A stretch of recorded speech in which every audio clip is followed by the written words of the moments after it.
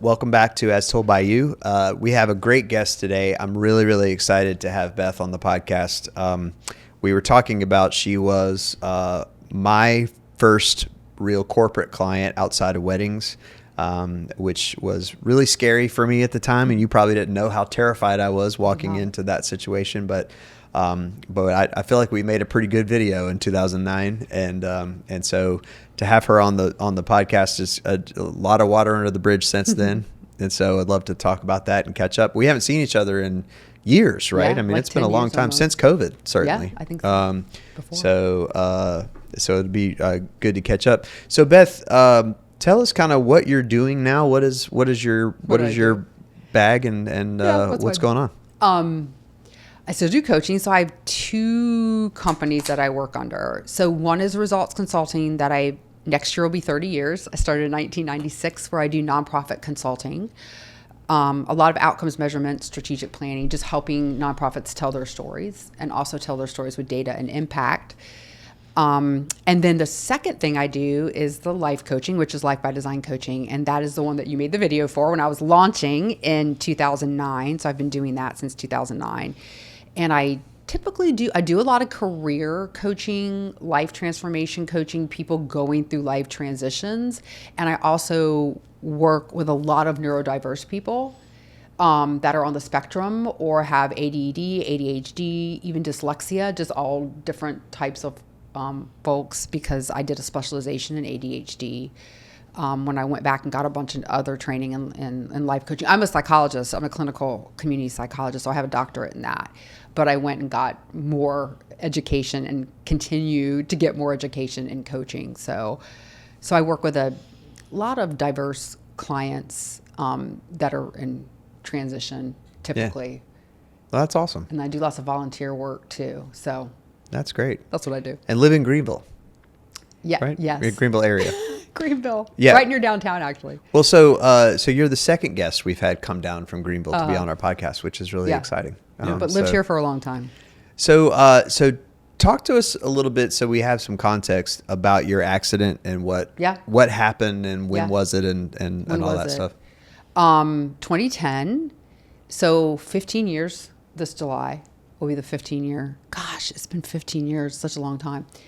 So I had a freak accident with exercise bands, not those little bands, guys, like those big heavy duty ones with the handles. Like I was doing P90X. So I had a freak accident where the handles came off a door frame and the big tube, which was the black, like heavy tube, hit me going about 250 miles an hour. So it killed about 90% of my retinal cells. So, and those don't come back because they're brain cells. So it took me from being completely sighted in one day to being, right after the accident, I was mostly blind. I had so much blood in my eyes. I was pretty much completely blind for a little while until the blood came out of my eyes. Both of the eyes at the same time? Dead hit. Wow. Dead hit. Dead on. Like the odds were, I'm in journals supposedly under the initials, because it was just a 1 in millions and millions chance that something like that could happen and hit exactly direct. I have a little bit different damage from eye to eye. It was a little bit off center. So the pupil in my left eye is blown. You can't fix that either. The pupil in my right eye is intact and I have corneal misshapen. It doesn't matter because once your retinal cells die, you can't see. So it doesn't matter what your cornea or anything else does. It's not going to help you. So there is a little differential damage, and I guess the zones of how I see are different, but my brain has learned to put them together. But both eyes were pretty much equally affected from the hit. So are you blind? I'm visually impaired. Okay. So I'm somewhere between sighted and blind. I would say I don't know where I am. Like so if it was like a continuum. Glasses or contact lenses? So none of that works. So retinal cells, no, there's no corrective. So the only thing you can do when your retinal cells are gone, is like having end-stage macular degeneration, basically. Because all your macula is dead. So for reading, I have to blow everything up huge. I have a big computer screen where everything is blown up. And I try to still get visual input because my brain kind of guesses what I'm looking at instead of going auditory. I have something where it can read it to me, but I still try to see. So I blow up things really big so I can read with the 10% I have left and read on my periphery. And then but for books and stuff, I'm all auditory. So how is your distance vision? It's all bad. So how did you drive? Did you drive here? No. Oh, okay. So I haven't been able to drive. Yeah, her daughter brought her down. Yeah. So you do not want me to drive. I have driven just to see if I could do it. And I can, but I shouldn't be because you don't want me driving. I can see about 5 feet in front of me. So I have a golf cart so I can stop quick enough. But, no, technically I do not have nearly the vision I need to drive. Are we blurry? Oh gosh. Yeah. Oh, okay. So so I guess what people don't realize too is that I have no facial recognition. So because when people are blurry and their faces are blurry, especially from a distance, I don't know who you are. So I'm using voices to know who people are, especially if I haven't gotten to know you yet. So I can pass you or you can pass me in public and I won't know who you are. And it's not because I'm ignoring you, which a lot of people thought I was just, ignoring them. But it's no, I don't know who you are. Yeah. You have to say, Beth, this is so-and-so and get right up in my face or else, because I really, everyone is just blurred out. Mm-hmm. Did you have headache experiences with this? Headaches? Having to adjust to everything being blurry? Oh, yeah. So I had I would say I had one of the worst headaches of my life for a little while. I mean, it was bad and nothing like a migraine because I have migraines. It's not one-sided. It feels like it's going through the center of your head and out the back, like someone has just speared you. That happened on and off. The one thing that people don't tell you about when your visual field changes is your whole body in space changes. So I thought I was walking sideways. Oh yeah. So they don't tell you that until you try to walk and you go, what? Wow. Because everything shifts and your body hasn't learned how to shift itself in that space. So it's not really even like having vertigo. When I first started walking, it felt like I was walking horizontally. My whole body was tilted. Did you get vertigo at the same time? Did that play into it? No, it wasn't even vertigo. It really just felt like your body at all times that you were walking while being flat. I can't. And then it adjusted. Like Michael Jackson walking like that. Yeah. Yeah, it was really, really weird. And they don't tell you that until you start to do it and you go, what the? And then your brain just starts to adjust. And then the other thing is when you lose a bunch of your vision, your brain doesn't know what to do. So it puts in what it thinks it is. So you hallucinate. People with macular degeneration also hallucinate. Again, they don't tell you this. You have to start doing research of why am I seeing really floating mushrooms and stuff like that. Because I didn't drop acid, so I shouldn't be doing this. But your brain doesn't know what to put in the space that it's no longer taking in visual input. Yeah. So it puts in whatever it thinks should be there. So at first it's very strange things. Then it's color bands because it's trying to decide what the picture should be. Mm-hmm. So it color bands you. And that's unusual. Yeah. And then all of a sudden it creates this picture. Interesting. Yeah, it's weird. You just have to convince yourself that it's freaky. So I think you have to be really calm about it and just kind of go with it. And just be okay, it's my brain, it's adjusting. I'm not going to freak out that I'm having these strange visualizations, kind of hallucinate. Yeah. And I'm seeing color bands and you just kind of go, okay. Did you go through a period of grief? Of course. What was that like? Yeah, and I think I talked to clients about that. I've worked with clients that have been traumatic experiences too. I was very depressed in the hospital, very depressed in the hospital. Questioning okay, what do I do now? Am I useful? Kind of all those things. I was a single parent of a 4-year-old. Had my own business. So I was how am I even going to live, support my kid? All of that was gone. It was gone. Because I was doing consulting and I was doing coaching. I was doing consulting all over. And I knew I didn't know how that was even going to work out. So one was, I'm self-employed with a single parent with a 4-year-old. But in 2010 too, there wasn't the connectedness that we have right now. Right. Right. It was different. Yeah.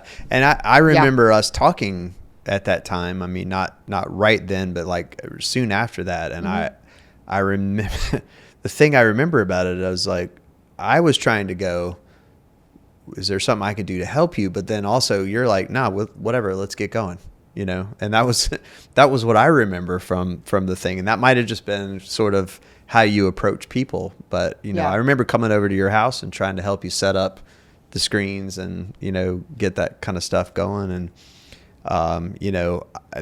my observation of it was, and I think you did one of your workshops relatively soon afterwards, where you just presented to people, here's how I'm dealing with this, and here's where it's going to go. And it was all really like, it was inspiring to me, certainly, watching how it worked, because obviously none of us, thinks that this is going to happen. Right. and Right. how you deal with it is, so talk about that a little bit. You talked about sort of how do you do consulting and how do you do these things, Right. if you can't see. Can't see. What was your reaction to it?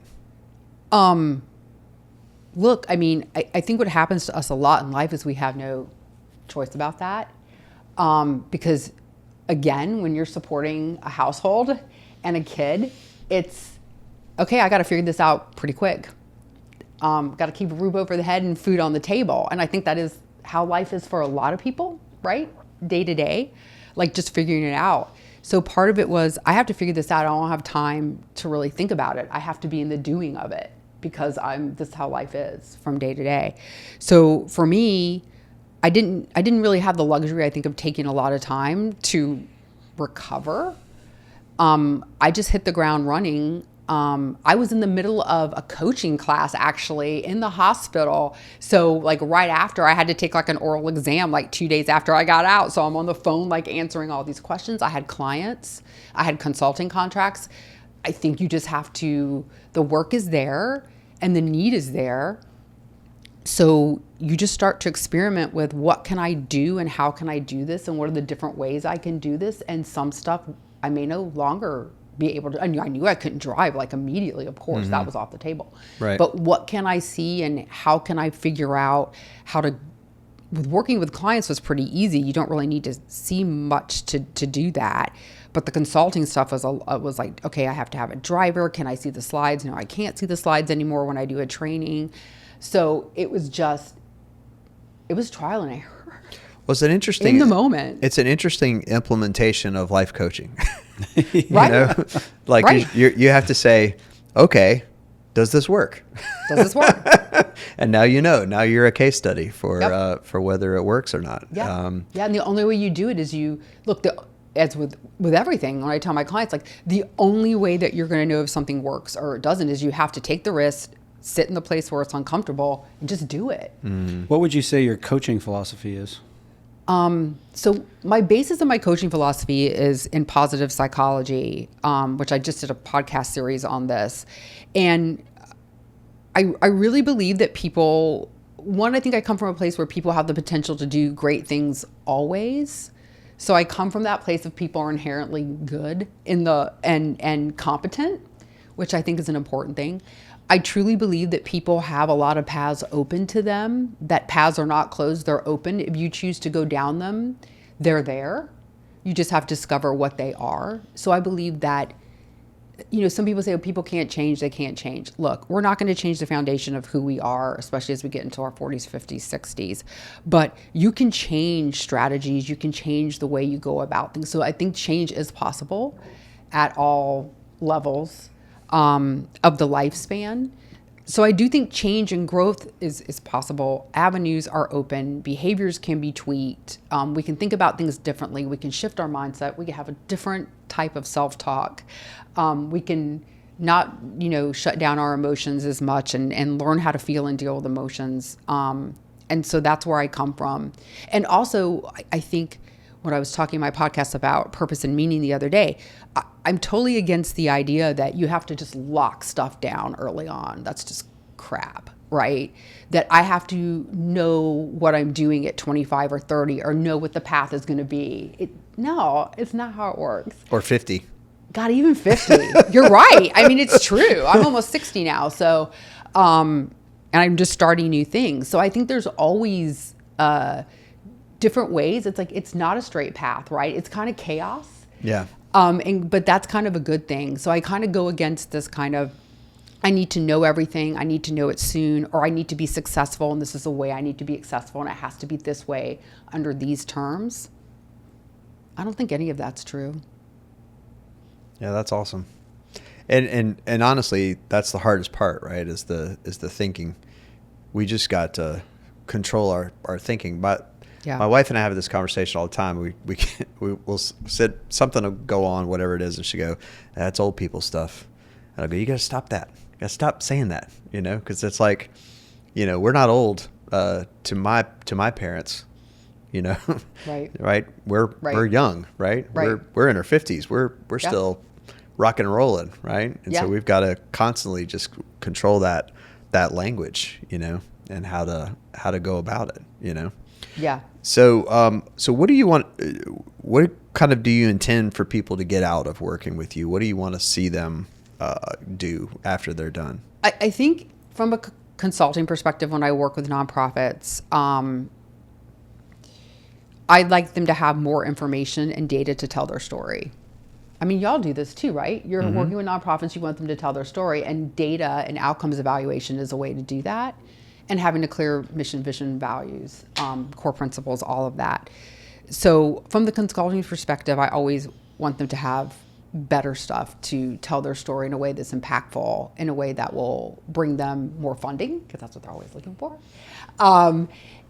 And also for them to be able to do continuous improvement so they can improve the programs and services that they're doing. So using it internally and externally, that's my goal for the nonprofit work that I do. And I do some volunteer work on gender equity, global gender equity, with a women's organization called Together Women Rise. I'm on their grant partnership committee. So typically when I do volunteer work, it's kind of the same thing, is just trying to help those that do change in the world and are trying to create change in the world, do it the best way that they can. On my website for Results Consulting, my mission is I help those who do good do better. Nice. It's really simple. Good. I like it. Yeah. So and then coaching, my mission in coaching is I leave people better than when I found them. That's just my basic thing. And I just hope that they have, they think differently. They're open to new ways of thinking, new strategies. They're trying things out. They're learning how to be uncomfortable. They're willing to test things out. They're willing to make changes. They've tried something new. They found a different path. Maybe they found a different career. They found different strategies that work for them better, just from day to day, just finding things that work better.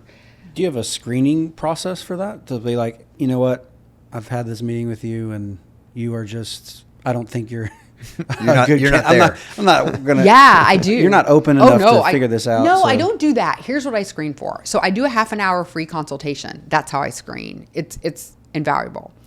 Because I'm a psychologist and because I have a doctorate in psychology, I'm very clear that I don't do therapy, but that's not heard sometimes. So what I tend to get more than anything is people that need therapy. But I can, in 30 minutes, I can suss that out for sure. Like I can figure out in 30 minutes, typically you need therapy. And I think when people really need to do a therapeutic intervention, they're not typically ready for coaching. Some people do it simultaneously. A lot of people, I think they need a therapeutic intervention. Maybe they're severely depressed, or, I had someone come that had an eating disorder. It's like, I think you need to deal with that before we do coaching. Interesting. So typically that's what I get. I get those people that are on the line of therapy and coaching. And I can integrate some of it into my coaching because I can do some kind of cognitive behavioral stuff and other things, but I'm not licensed as a psychologist. So, and they know that. So that's typically what I screen for, is people that I'd rather have go to a therapist. Well, that begs the question in my mind, the line between therapy and coaching, what does that look like? I guess I feel like I know, but maybe I'm not clear on what the line is between therapy and coaching. Psychopaths. No. Yeah, But yes, I mean, it could be. Well, that's easy, right? When you see that, easy. Yeah, you That see one's that. easy. That's not hard to suss out. Right. I'm curious about, like, okay, the vast majority of my anxiety is created by my business. Yeah, true. So if I fix my business, then I fix my anxiety. Yep. If there's such a thing as fixing whatever, I don't know, No, we can talk about that, but yeah, talk about that line between therapy and coaching. Yeah, I think because coaching requires forward movement, because I'm going to want you to, I give homework between sessions. Like I want you to try different things. Okay. So if I have someone that says, I really am having a hard time getting out of bed, ding, ding, right? Therapy. So such depression that they don't really even have the energy to begin to have a conversation about future. Right. That's pretty clear Where it's on clinical. that line. It's clinical. Yeah. So that's pretty clear. Or if the anxiety was so debilitating where I can't leave the house, or I'm having panic attacks. So say they're actually having full-blown panic attacks. That's a case where I'm going to say, I think you need therapy. Again, I have a client that had ADHD, but also eating disorder. Now, I could have dealt with the kind of the ADHD part, but when we started, actually, I realized like this is a full-blown eating disorder. Yeah. And that's something that a specialist needs to help this person get a hold of. And that's really responsible of you as a psychologist, because you could try to take that on, which would have varying degrees of success probably, but you don't want to take that on if you know you can't solve it, right? Nope. I tell them very clear. It's in all my paperwork. It's in my contract. It's in everything. I am a coach. I am not a therapist, and I will refer you if I feel like you need therapy. Yeah. So no, I don't take those clients on ever. Well, that is interesting, because I guess I'd never really thought about it that way, but one of the things I always try to do is to define the difference between anxiety and stress. Yep. It's like stress is caused by a thing that's happening. Yeah. And anxiety is caused by a thing that it hasn't happened yet that you're worried about, Right. But, if I'm stressed about the business, then that's not anxiety. No. Right. And so we can help that because of the, taking away the cause of the stress. Yeah. So. And the other thing too, because I deal with a lot of people in career change, is they may be feeling anxiety or a little bit of sadness or depression because they've lost a job, or they can't stand what they do anymore. So they're just beaten down by their career. Right. That's a little bit different, because that exploring a career change and getting a different job, or maybe making a jump to a different career, that's the same thing, right? It's gonna kind of solve some of the emotional issues that they're having, because they are around job related issues. Who are good candidates for life coaching then? Everybody. Unless you're clinically depressed or having, just kidding. So, but I mean, but who doesn't have ADHD? Can I get a show of hands? Because a lot of people, I would think, look, I'm thinking about the BetterHelp things where they think everybody needs therapy. Well, if everybody can use therapy, everybody can use coaching. It's kind of the same premise, right? Right. That when you hear those things now, like you don't even have to be in distress, just you're coming up with new strategies and new ways of coping, right, for things that come along. So it's almost like preventative.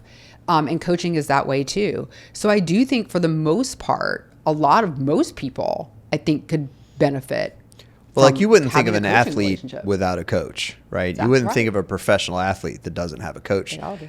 or several, right? Several coaches for different things, right? And that's, I think, is that a good analogy to say, like, if you're doing something at a high level, you need coaching. Yeah, or if you're wanting to make any okay, and think about how we talk about accountability partners when we're trying to even do things like work out more regular, eat better, right? You want an accountability partner to hold you accountable.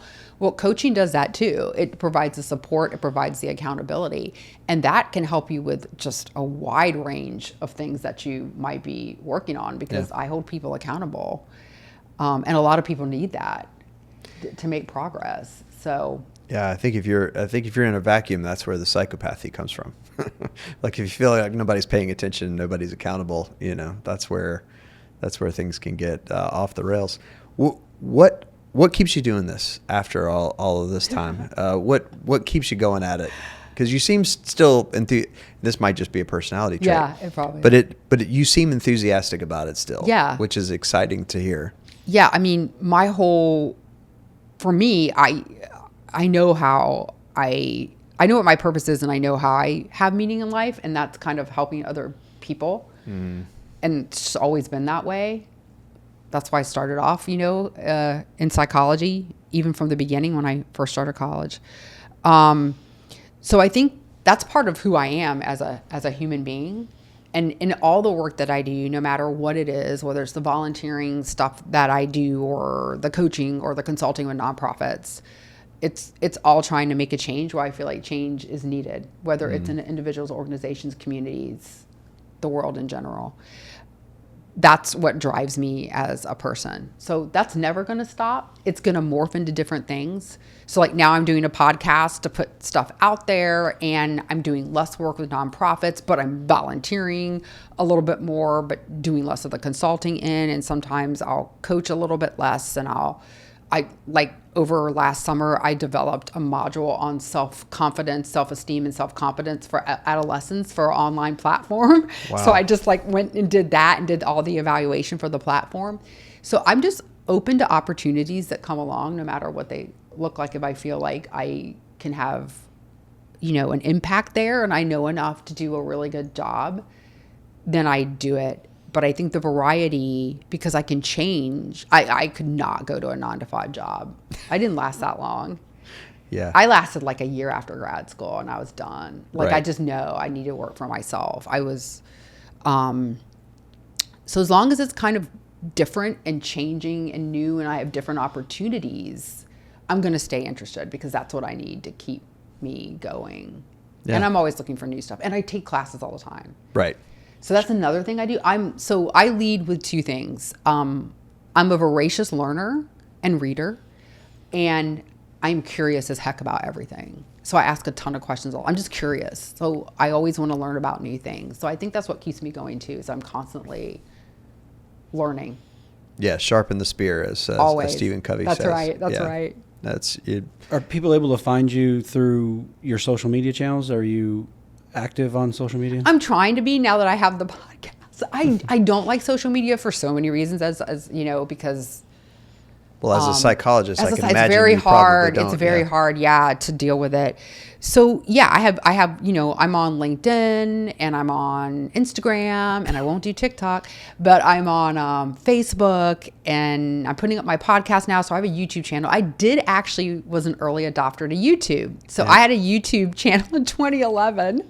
We did long form workshops for her in 2011. So can you imagine 2011, I was on YouTube. How progressive that was. We would shoot an hour-long podcast and put it on YouTube. Nobody was doing that. Not podcast, but an hour-long workshop and put it on YouTube. I mean, nobody was doing that. And I didn't really even know. And if you look back now, they're terrible, but I'm not going to go back and take them all down. But I mean, really quality-wise, they're horrible. I mean, they're just not your stuff, but No, I know, I get it. No, it's fine. You're right. But your stuff is good. In fact, the equipment wasn't available to me at the time. The lead video on my YouTube channel, if you go to my YouTube channel, Dr. Lisabeth Medlock, is the video you shot of me doing a talk. That is my lead video. Because the rest of just me, hilarious blonde girl does this. So I'm setting up my camera. I forget what I had. And so I'm filming myself, and there's 70 or 80 odd shorts on my channel. So they look so old now, but they're up there, and my podcast is now up there, and I'm learning how to do the clips, and I'm putting shorts up. So I've just kind of been re-engaging with that. So I'm all over the place. Talk about the podcast a little bit, because obviously that's something that's important to us, right? We do this for some reason. I had this conversation with somebody yesterday, why are we doing this again? I was like, I don't really know, but it's been an interesting experience for us to get to know new people. Yeah. What is your motivation for doing a podcast? What is it that kind of drove you to want to do it? I'm a podcast junkie. So I really think that was it. I listen to a lot of podcasts and I like them. So I like that format.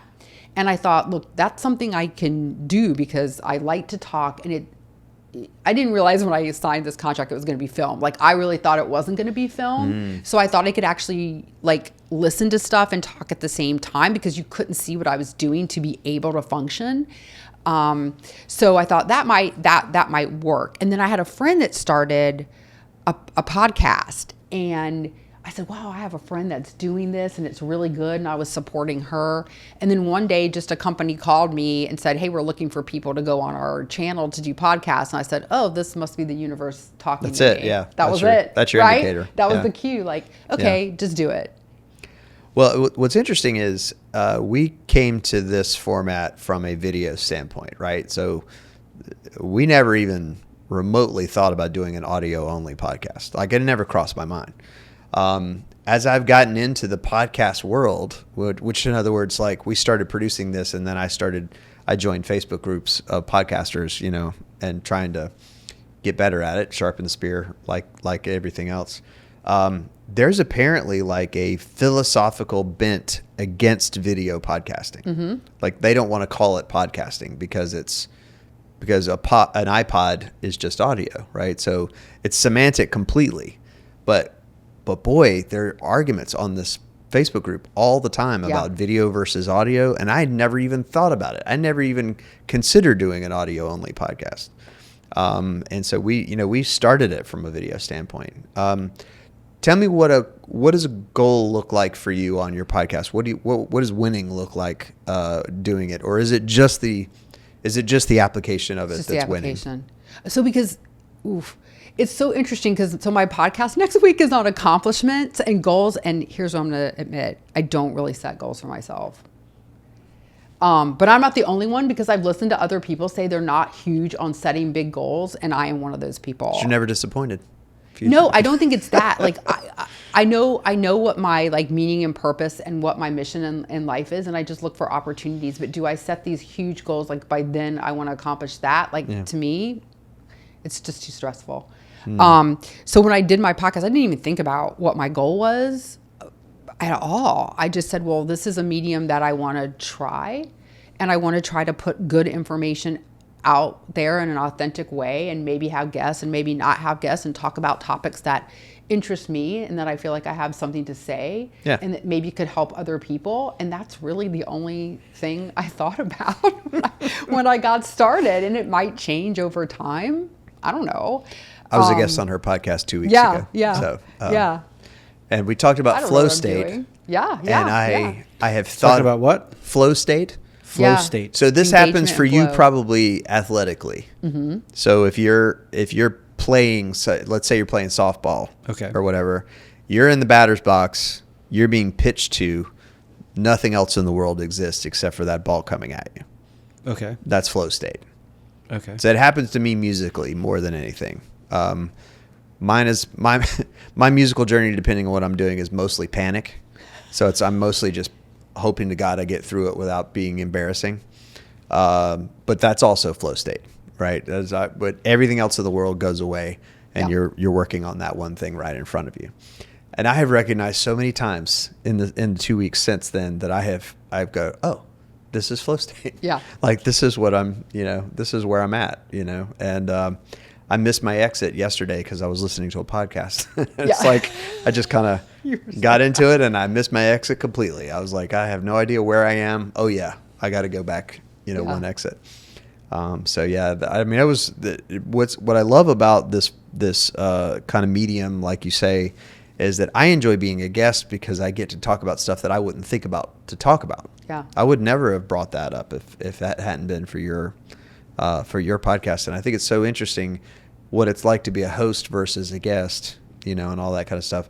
What is it about podcasts that you feel like makes it a kind of universal medium that can be on just about any topic?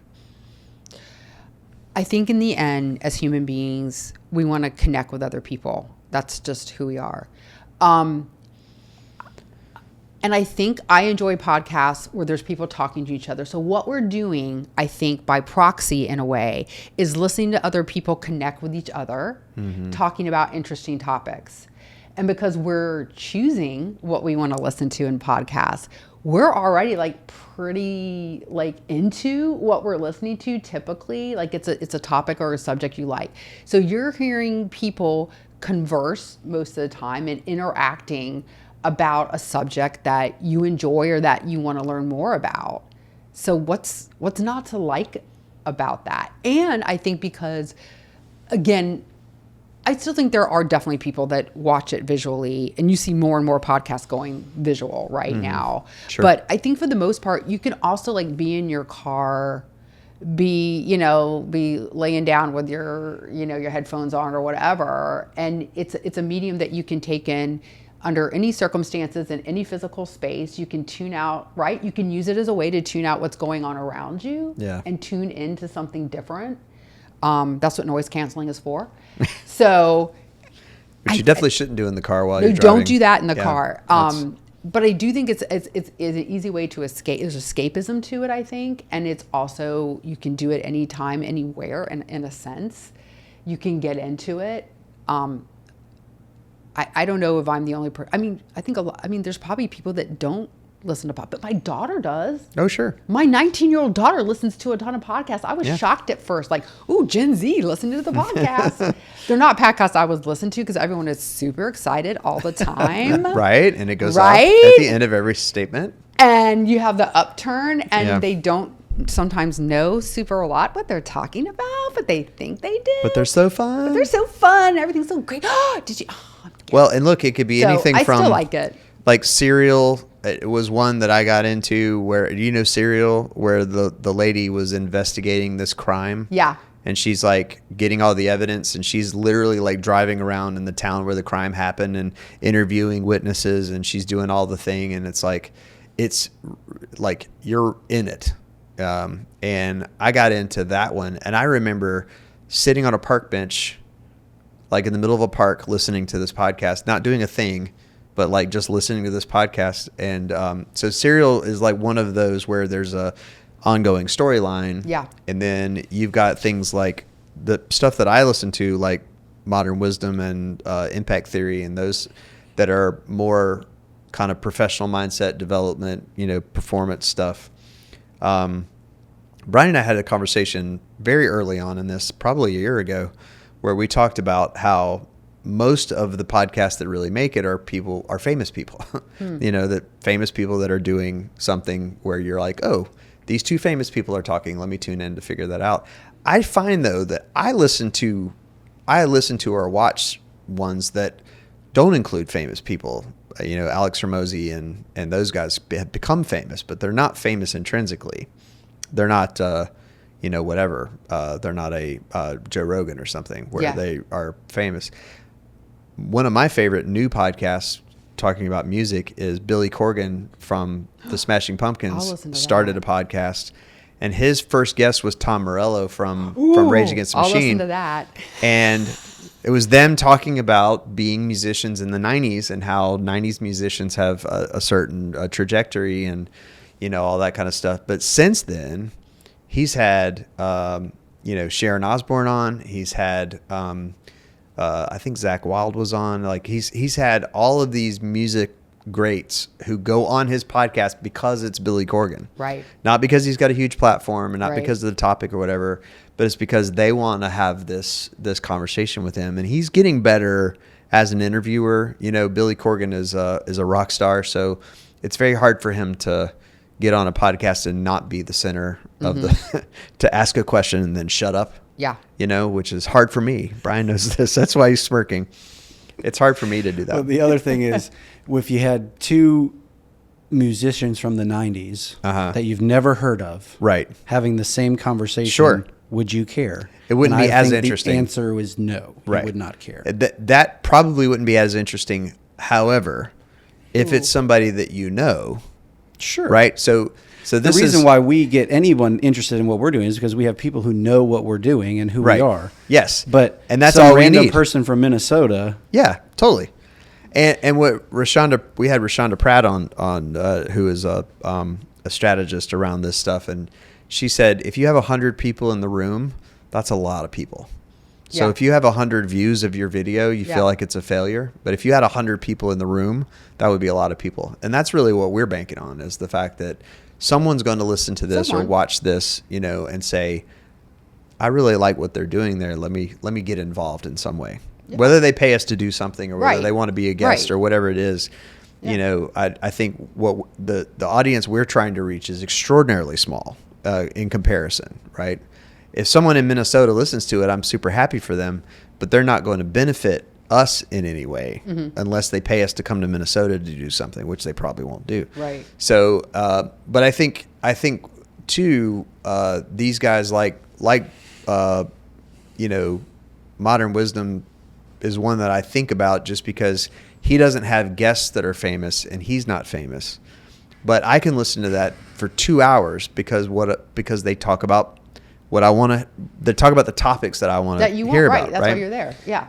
And I think TikTok succeeds on this in a lot of ways now, politically, whatever. But I'm on TikTok because I'm addicted. Yeah. But the idea of some person can go on TikTok and share their view about something. I heard somebody talk about the other day that once Nirvana became the biggest band in the world, then alternative became pop. Oh, that was a hit parade. And then what is pop now? So pop is Nirvana. So what is alternative? Yeah. So is alternative the Backstreet Boys when Nirvana is the most popular band in the world? So that was the conversation we had that was had on TikTok. I don't know that guy. He's not famous, but it made me think. I'm like, oh wow, that is an interesting idea. And that for instance, Warrant came out with an album in 1994 when nobody wanted to hear what they had to say. So what are you doing if you're Warrant in 1994? Are you making a grunge record? Yeah. You're shaving all your blonde hair off and growing a goatee, And so, but I love these conversations that are had on TikTok that are one way. They're one way conversations. They're just somebody talking to the camera. But I think it can survive. So I think the format can survive based on who you want to kind of get onto if you want millions of views, it does help for you to be famous. Yeah, but no question. But I'm going to make an argument. So I would say that My Favorite Murder, which is, Karen Kilgariff and Georgia Hardstark, they were not famous when they started that. Mm-hmm. And now they have the whole Exactly Right platform and podcast. And today we were listening to the one with the two epidemiologists, which I think is What Can't Kill You. Today they were doing the plague. They're just graduate students. Right. So I think their whole channel, I think that they started, which is the Exactly Right kind of channel that has a bunch of podcasts. I don't think any of those people are famous. So the whole famous, non-famous thing started with us trying to figure out how you get a popular podcast. Right. How long does it take? Right. I don't know.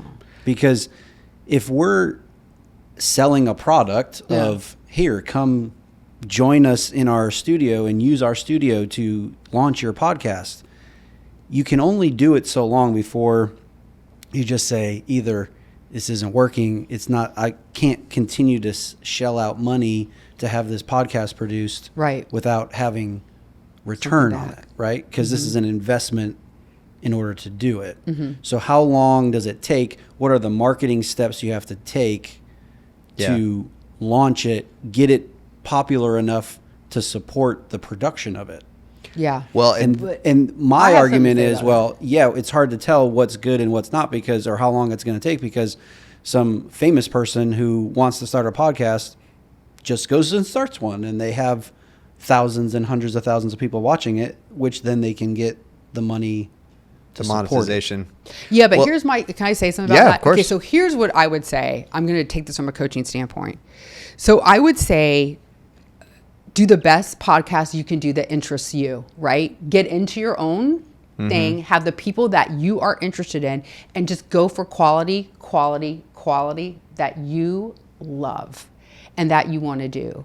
And let the universe work out the rest of it, and let the marketing be maybe a completely separate strategy, but make the podcast something that you love, that you think the people that you like will love, and the people that you love will love, and just do it that way. And then, if you have to sell yourself, you don't have to sell yourself in this format. You can do a separate thing, right? Mm-hmm. Where all you're doing is selling yourself in a short or a TikTok video or whatever it may be. But I would just say make the podcast, interesting and get into it as much as you can, because that's what people react to. I think they react if we're into it. That's it, right? That you're into it. Yeah. That you can really tell when you listen to a podcast, at least one that I engage in, I can tell that the people producing it care about it a lot. they've done their freaking homework, Mm-hmm. right? Mm-hmm. They have on good, interesting guests, and they're trying to have a really interesting back and forth dialogue. Yeah. Those are the things that are really engaging. And I just think, you know, just doing the best you can and doing stuff that excites you and putting it out there. And then, Well, part of it for us Yeah. too is that as we get, I guess we are doing something right. we're trying, right? Exactly. We're getting guests, right? I mean, you know, Yeah. nobody says no. I'm not going on that thing. Yeah, no. Everybody No, so guys. far, everybody I've approached so far, I've only had one person say no thanks, and he said no thanks because he had his own podcast that he didn't want to come on ours. yeah. Which is And- odd because that's how you grow your audience. Totally. Right. I had that same conversation with myself, but I was like gracious and said, "Cool, talk to you later," but whatever. But I think one of the reasons why we are thinking about it this way too is that if someone comes to us to launch their podcast at our studio, we need to have a strategy for them, right? Right. And so we were developing a strategy for us. Just do something you love, buddy, and like, I'll turn out up. Pay us, and then do something you love. We Yeah. give you the opportunity, right? Pickleball's not free, and so I think as we go through this, one of the things that we're always trying to do is to say, you know, we want to get better, but we also want to reach the right people. You know, we had a clip in I guess it was February, went semi-viral on Instagram, and we don't know why. So I had to get into We have it. some idea. We have some idea why, but like there have been other clips that have been kind of similar that didn't blow up the way that one did, and it's so we just kind of are observing this and like the data, like you're saying, Yeah. just like observing this stuff and really kind of understanding what we're doing. And I think I'm watching the Billy Corgan podcast because I was a Smashing Pumpkins fan. That's right. And he had Wolfgang Van Halen on Yeah. as a guest. Whoopee. So if you want to think about a fantastic musician, he's fantastic, who Yes. is only not the world's greatest guitar player because his dad was the world's greatest guitar player. And what do? So do you become better than your dad, or do you let your dad's legacy? I mean, that conversation I wanted to hear. I wanted to hear if he was going to ask him about that. You know, like, how do you live in the shadow of Eddie Van Halen, right? And so you think about those conversations are ones that I want to hear the answer, you know, to that. He had Corey Feldman on. So if you have Corey Feldman on, do you sit there for an hour and make fun of Corey Feldman, or do you really ask him questions about what the hell are you really doing? Yeah. Because I think it's all a gimmick. I think he's playing all of us, and we're laughing at him, and he's laughing his way to the bank. But anyway, that conversation was one that I really wanted to hear. Regardless if it was Billy Corgan or not, if I had seen that on TikTok, I probably would have still watched it. You know, what is Corey Feldman doing? I've watched 30 TikToks about what is Corey Feldman really doing, because I'm fascinated by the whole thing. Wow. And if he came to if he came to the township and it was $35 to get in, I'd pay it. I would be fast. And look, I'm a snob. I'm a musical snob, but I would go see Corey Feldman in a second because I think it would be a daggum entertaining show. And that's the kind of stuff I would love to hear somebody talk about. And so I think we have entered that moment where who should be shaking in their boots is Jimmy Fallon and Conan O'Brien. And now, what is Conan O'Brien doing? Do a podcast. He's doing a podcast, He's right? good, too. He's great. It's a great Good. podcast. Great. Oh my God. Did you see the guy on that knew Jeffrey Epstein, didn't realize he had been arrested? No. This is hilarious. I gotta watch It was that. a writer for SNL he had on there, and Conan made an offhand Jeffrey Epstein remark, and he's like, "Oh, you talking about Jeff Epstein?" And he's like, "Yeah." And he's like, "You mean the investment banker?" And he's like, "Yes." Like, you haven't heard what's gone on with Jeff Epstein in the last few years? He's like, I just talked to him. He's like, "No, you didn't. He's dead." No, you didn't. He's like, "Well, I'll tell you how we solve this. We need to call Ghislaine Maxwell. She'll clear it up." Oh, And he's my like, God. "No, she's in jail." He's like, "Ghislaine Maxwell's in jail?" No And we're way. just sitting there going, "Who is this guy?" Like, how do you escape that conversation? But yes, I think that's stuff he can't really do on TV that he can do in a podcast format, and I think that stuff is just really fascinating. Yeah. Although they're just converting podcasts into television now. Correct. Yeah, Right. They're and going I the don't other like, way. You know what? I don't watch them. Right. Well, because I'm not visual. So I will Right. say, like, yeah, because That is an interesting element to it, isn't it? Say you still did rather like listen. Pat McAfee, and you could put on ESPN and listen to the podcast that he's doing. So on yeah, ESPN. like in the sports world, almost all of ESPN's programming now is basically just podcasts. Mm-hmm. But I mean, that's all Barstool Sports is. right, and I think what's very interesting is I don't watch ESPN or haven't ever really watched ESPN, but other program. Well, back that up. I haven't watched actual TV programming in so long I can't even tell you. Probably 15 years. What I watch is stuff that's on Netflix, right? So when Kill Tony comes on TikTok, I'm watching the Kill Tony clips. When there's a 3-hour Kill Tony on Netflix, I'm not remotely interested. I don't know what the difference is. But like, I love watching Kill Tony clips because they're 25, 30 seconds long. They're usually pretty hilarious, and I can move on. 3 hours is you have to really love Kill Tony to watch 3 hours of it on Netflix.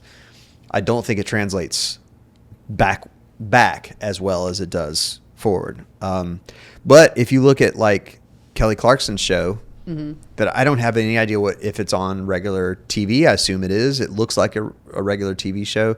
I don't know when it's on or what network it would be on, but I watch the clips because her covering, she opens every show by covering somebody else's song, and she's phenomenal. She's like one of the great singers of our time, and her covers are amazing. And so, I'll watch that on TikTok, but I don't have any idea what channel it's on, and it translates really well that direction, but not necessarily the other way.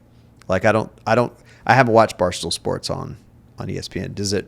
Well, Barstool Sports is not on ESPN. All right. Well, whatever shows. I mean, I haven't watched any of those other than seeing them in the background at bars. I'll see them in the background at bars, but like I don't watch them intentionally.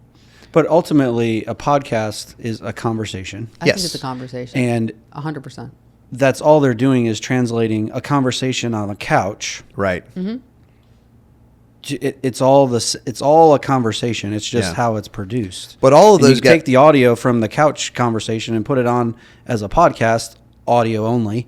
It's the same thing. Mm-hmm. But all of those personalities on ESPN are, I'm assuming, former players or commentators or people that have they're a following outside of the ESPN connotation. They're former players, and then the analysts who are either former players or just broadcast, professionals. But I love what's able to happen with like Dave Portnoy becomes the pizza review guy, right? And that is an amazing transformation from being a sports, having a sports commentary podcast to just reviewing pizzas, which I'm assuming he still does the sports stuff. I don't really know anything about it. He just runs the company.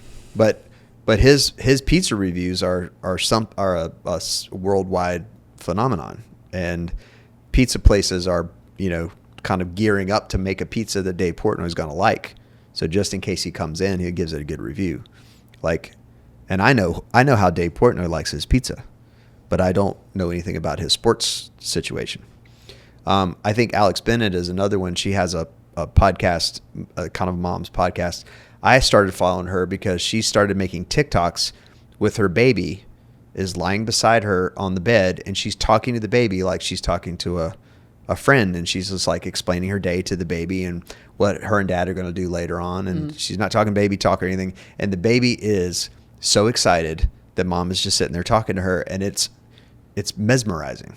Like, I love it. And so this kind of stuff works really well in the translation from, podcast to other things. And I think it's interesting that just about anybody, I think about the MD Foodie Boys. You guys know MD Foodie Boys?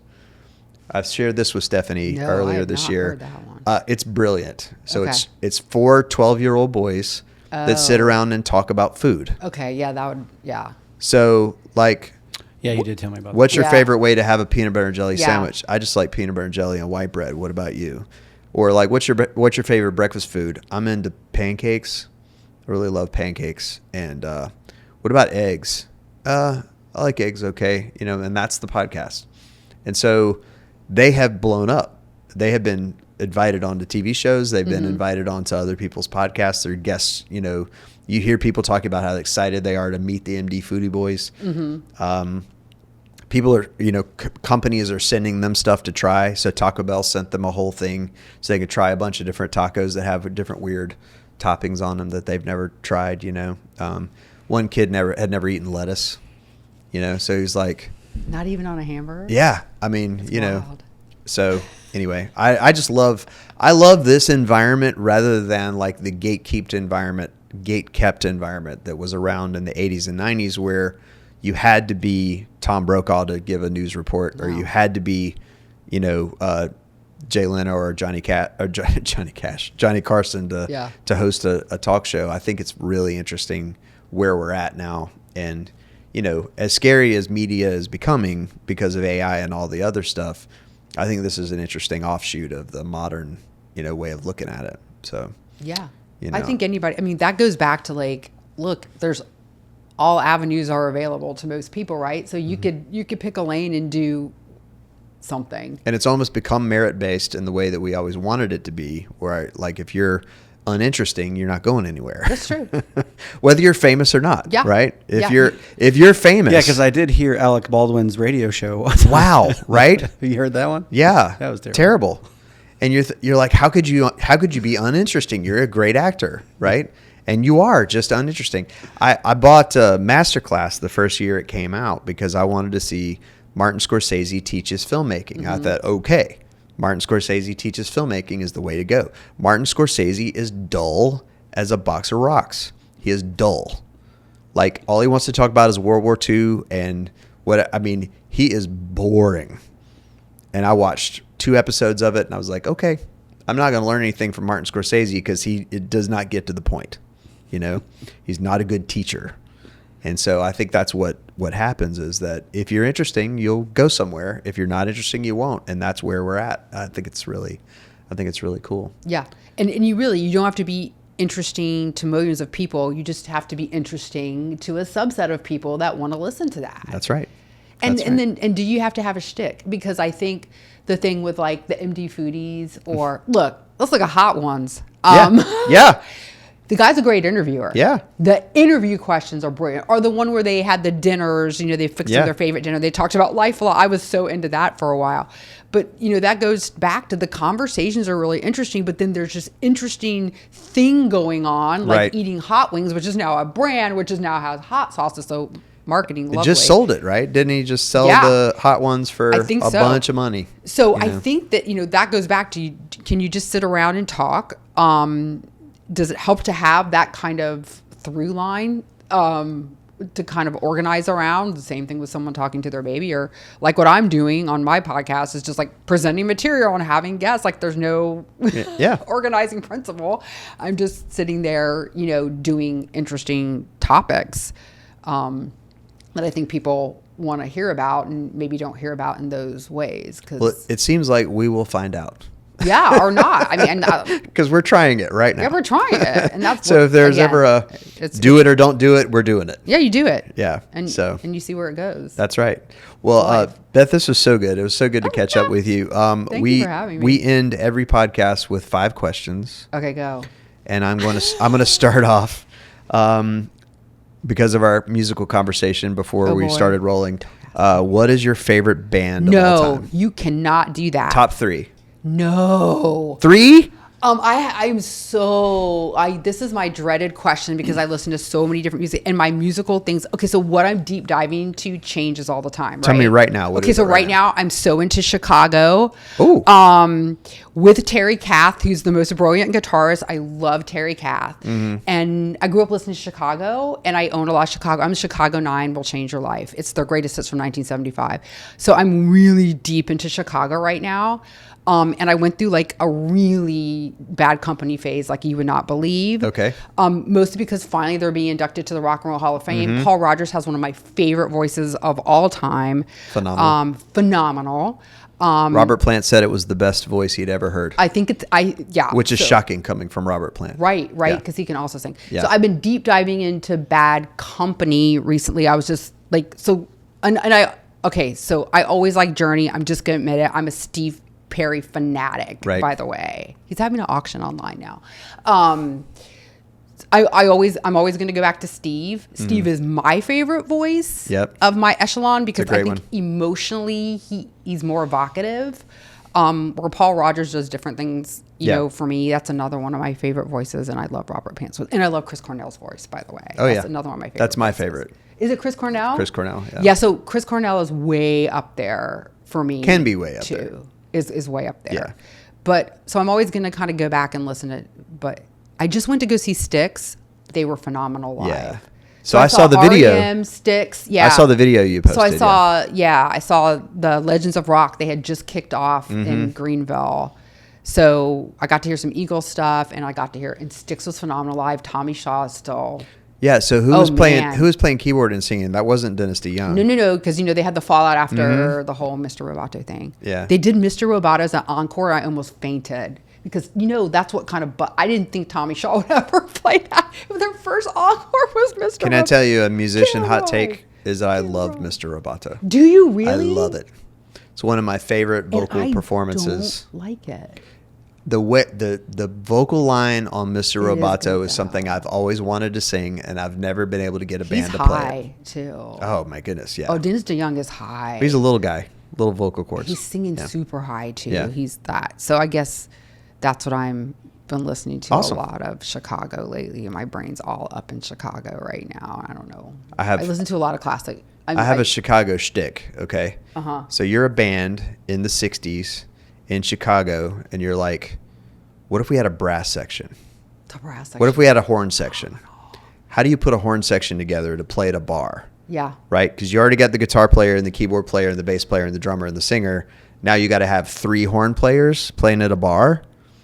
And how do you keep those consistent? And how do you teach them the vocal? How do you teach them the horn line and all that stuff? Like, Chicago seems like the impossible band to put together because, correct me if I'm wrong, but like I have never noticed the guitar player.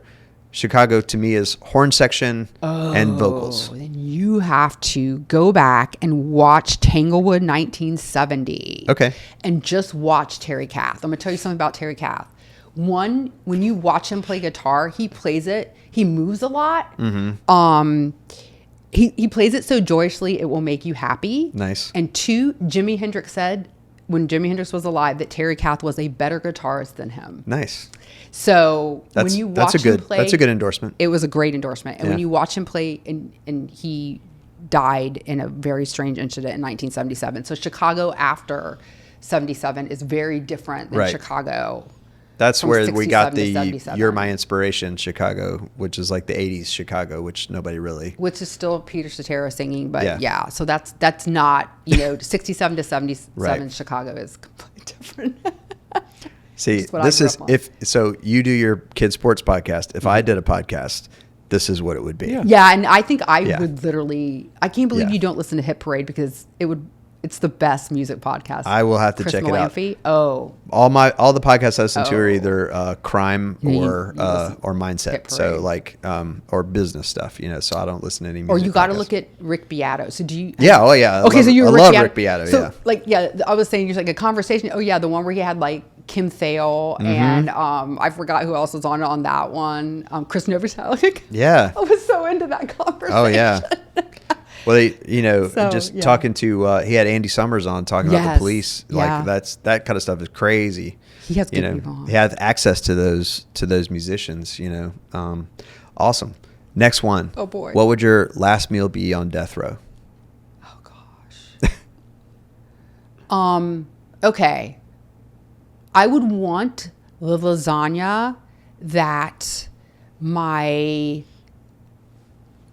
great aunt used to make every Christmas that no one else can reproduce because it had so many layers, and it was literally I can't eat any other lasagna because I grew up eating this lasagna. So if that lasagna could drop out of the sky somehow. So great aunt is living or no longer living? No. She passed away. So they're Sicilian, and she just made the best. I just can't describe. It was the best lasagna, and I think if like somebody could reproduce her lasagna. See, I don't think that happens. I don't think you can say, okay, here's what I want.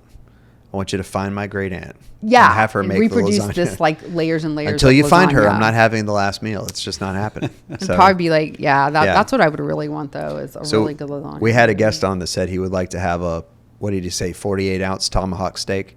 And I thought, that's the way to keep me from getting executed because I'd never finish it. You never finish So I it. don't know, so that's another way, Yeah. right? And you say, you got to find my great aunt and have her make the lasagna. Or else Go find her somewhere. look, I'm not doing it. Find the secret recipe to that lasagna, please. Right.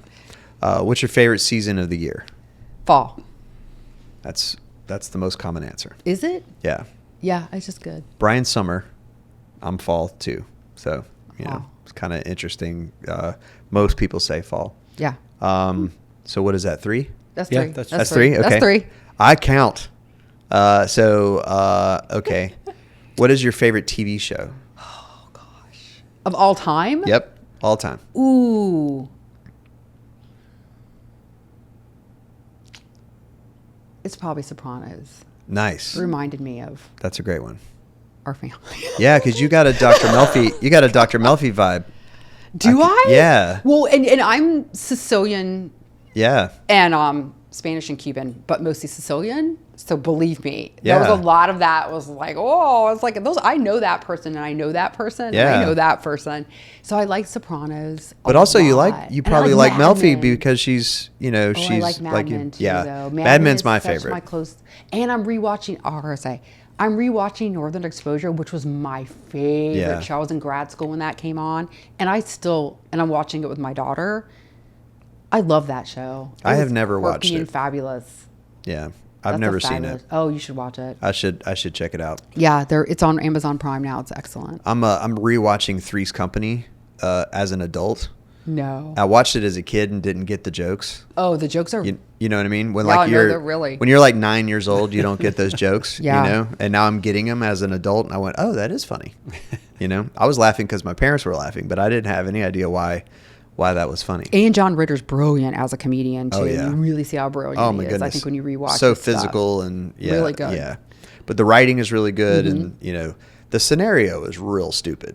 But sometimes stupid scenarios make a good show. It's hard to do that. It's a modern day throuple. Just kidding. But not really. I don't know. But not really. I'm only halfway into the first season, so don't ruin it. No, it's not. It's not. It's so, not a throuple. all right. So, last one. Favorite movie? That's so hard. I don't watch a lot of movies anymore. I'm thinking in my mind. I can tell you a movie that I watched. Okay, 2. I can tell you a movie that after I watched the movie, I bought the VCR because I'm that old. Yeah. Dangerous Liaisons, I think I've seen Oh. 50 or 60 times. Wow. I love Malkovich. Okay. And Glenn Close. So for some reason, I've seen that movie a lot. And here's my campy favorite, because I love Gary Oldman also, is Dracula with Gary Oldman. Oh yeah. For some I love that movie. I don't know that. And Winona Ryder and Keanu Reeves ruining yet another accent. Oh my God, I know. You don't understand. What is it's- with the casting in that movie? Like Gary Oldman is perfect casting, Yes. and then Keanu Reeves is super weird casting. It's campy and fabulous, and it's Yeah. Coppola, I believe, that Yep. directed it. And for Yep. some reason, I could watch that every And Francis time Ford it comes Coppola on. tell you is not campy. So he would No, say- but that is a little bit. I was very it has- serious about that movie. I love that movie, but I think I had that Dangerous Liaisons I soundtrack, really liked and the too. soundtrack is incredible. So the soundtrack is one of the few soundtracks that I ever bought that I listened to a lot. So, well, Beth, thank you so much for thank coming you on. for This was so having me. great. Thank It was so you. good to have this conversation and catch Yeah. up. And You can find me online, everybody. I know, yeah. Watch Beth's podcast. We'll It's link it. Transformation Toolbox. We'll link it in Okay, the cool. in the YouTube link. So thank you so much. Thanks for having me. It was fun.